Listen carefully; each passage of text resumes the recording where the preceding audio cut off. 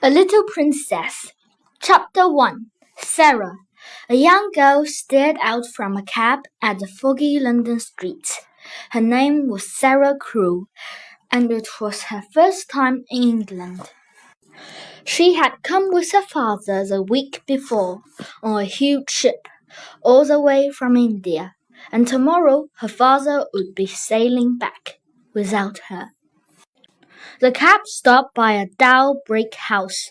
Outside was a large brass sign that read, Miss Minchin's boarding school for young ladies. Is this the place, Papa? Sarah asked hesitantly. Yes, this is it, Captain Crewe replied, squeezing her hand. Just then, the heavy front door opened, and Miss Minchin came out to greet them. She had cold, fishy eyes and a cold, fishy smile. You must be Sarah, she said. Welcome to your new home. Oh, what a pretty child you are. And spoiled, I expect. Behind Miss Minchin came Miss Amelia, her younger sister. Welcome, welcome, she said, bobbing up and down with a nervous courtesy. Sarah is to have everything she wants, said Captain Crewe. I want no expense spared. Of course, said Miss Minchin, a cold smile creeping over her lips. As our richest pupil, she will have the prettiest bedroom, a pony and carriage, and her very own maid. Captain Crewe went with Sarah to her sitting room. I'm sure you'll be happy here, he said. You couldn't have stayed in India with me. The heat made you ill, and the schools are better here. I know, said Sarah, trying to be brave. But now the moment had come to say goodbye. It was even more awful than she'd imagined. They hugged each other as if they'd never let go. Chapter 2. Boarding School. When Sarah came down the next morning, everyone stared at her. All the girls had heard that the new pupil was as rich as a princess. She's even got a French maid, whispered Jessie, one of the older pupils, and I saw her trunk. It's full of fur coats. Well, Jessie's friend Lavinia added spitefully, I heard Miss Minchin say her clothes were ridiculously grand for a child. Until Sarah arrived, Lavinia had been Miss Minchin's best-dressed pupil. Now Sarah would take her place. You go at the front, Sarah. The other girls soon adored Sarah. She held tea parties in her sitting room for the younger children, and let them play with her doll, Emily. In the evenings, she made up stories of kings and queens and beautiful princesses. The others sat before her and listened, interested. Sarah had been at Miss Minchin's school for 2 years. On one foggy afternoon, she came back to her room to find someone asleep in her chair. Looking down, Sarah saw it was Becky, the scullery maid. Poor thing, she must be exhausted, thought Sarah. At that moment, Becky opened her eyes with a frightened gasp. Oh, miss, she stuttered. I beg your pardon. It was the warm fire, and me being so tired. Don't worry, said Sarah, laughing. You couldn't help it. Becky stared at Sarah. She was used to being ordered about and scolded. She couldn't believe this girl was being kind to her. Aren't you angry, miss? Gasped Becky. No, cried Sarah. Of course not. We are just the same. You know, I'm only a girl like you. It just chanced that I'm not you and you're not me. Would you like to stay a minute? Sarah added. You could have some cakes. Becky devoured the cakes in hungry bites, all the time gazing at Sarah in wonder. I think you are like a princess, miss, said Becky. I'd love to be a princess, said Sarah. Perhaps I will begin pretending I am one. I could think of ways to help people, like real princesses. Will you come and see me again, Becky? Oh, yes, please, said Becky, and hurried out of the room before Miss Minchin found her. Chapter 3 Diamond Mines. A few weeks later, Sarah received a letter from her father. It set the whole school talking. An old friend has offered me a share in his diamond mines, wrote Captain Crew. Will be rich beyond my wildest dreams. It makes me dizzy to think of it. Then, shortly before Sarah's 11th birthday, she had another letter from her father. This one sounded quite different. I fear your father is not a businessman, he wrote. Each night I lie tossing and turning. I can't sleep for trying to work out the sums. I wish you were here with me. But despite his worries, Captain Crew wrote to Miss Minchin, telling her to organize an amazing birthday party for Sarah. Sarah was led into the schoolroom by Miss Minchin. Behind her came the servant, carrying boxes overflowing with presents. You may leave us, Miss Minchin announced to the servant. If you please, Miss Minchin, said Sarah suddenly, could Becky stay? Miss Minchin jumped. My dear Sarah, she said, Becky is a scullery maid. Scullery maids are not like young ladies. But Becky is. Please let her stay, because it's my birthday. You're too kind, Sarah. Becky, go and stand there, said Miss Minchin sharply, waving at the door. The instant Miss Minchin had swept out of the room, everyone rushed to see Sarah open her present. There were books and hats, necklaces and tiaras. But best of all, there was a magnificent doll. Imagine if she could talk. You're always imagining things. A little while later, Miss Amelia popped her head around the schoolroom door. You are to go for tea, girls. A solicitor has arrived, and Miss Minchin wants to talk to him in here. After the talk, Miss Minchin was in a rage. Where is Sarah Crew? She snapped to her sister. She's in the tea room with the others, of course, said Amelia. Go and tell her to put on a black dress, ordered Miss Minchin. Oh, sister, cried Miss Amelia. What happened?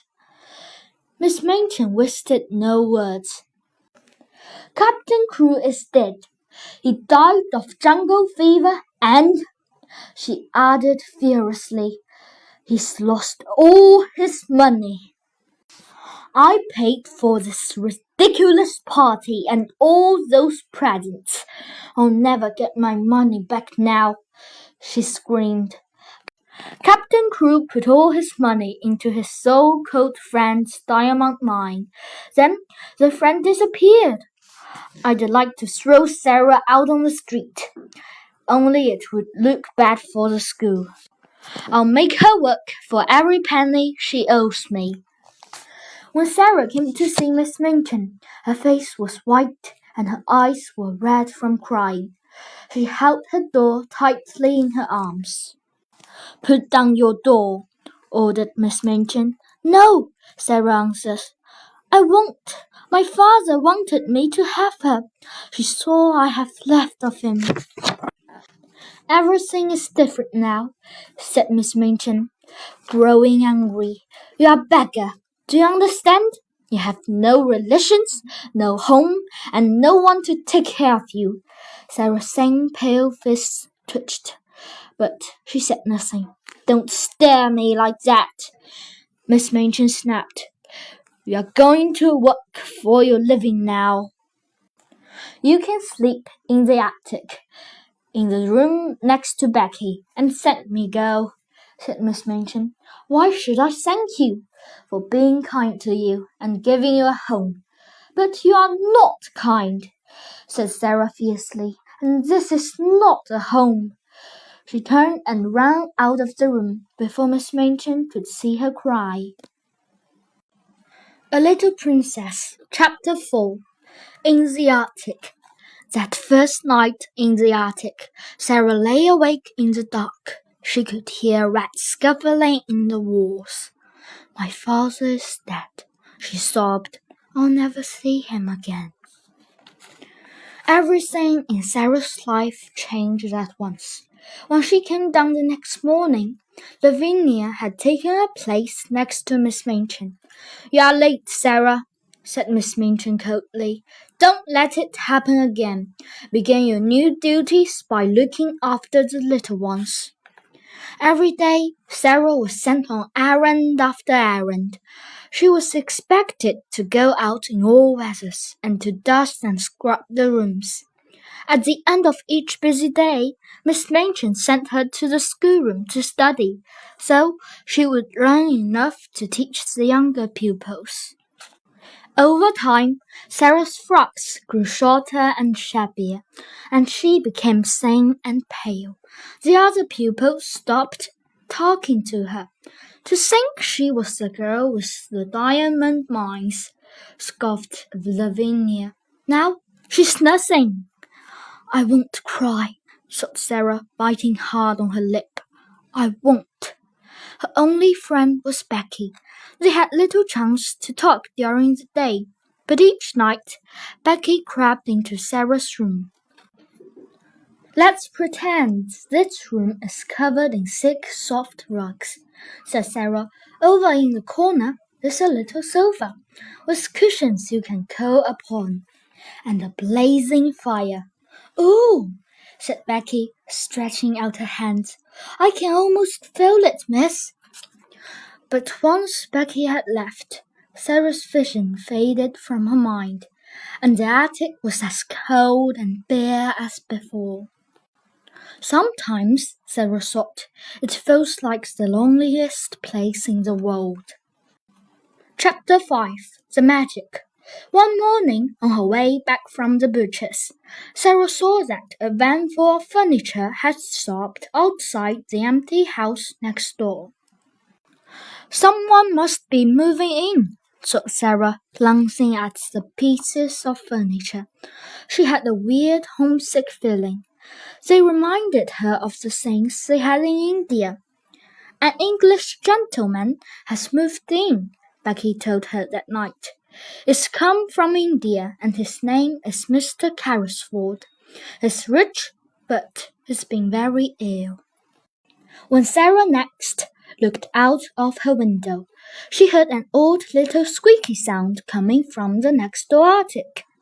Sarah looked over and saw an Indian manservant.